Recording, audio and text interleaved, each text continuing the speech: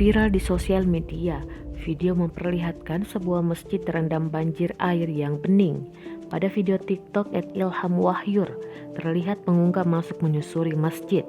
Tak seperti banjir pada umumnya, genangan air pada masjid ini terlihat bening. Lalu sang pengunggah mengucap salam saat masuk masjid.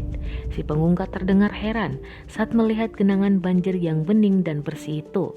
Video ini telah mendapatkan 11,3 juta viewers di akun TikTok @ilhamwahyur. Banyak warga TikTok yang berkomentar pada video ini. Saat dikonfirmasi Tribun News, pengunggah video TikTok ini bernama Ilham Wahyu atau disapa Ilham. Ilham mengatakan banjir itu terjadi di kawasan Kalimantan Selatan. Ilham tidak tahu penyebab air banjir ini bisa terlihat bening. Namun, ia mengaku semenjak dari perjalanan menuju ke lokasi, air memang sudah nampak bersih.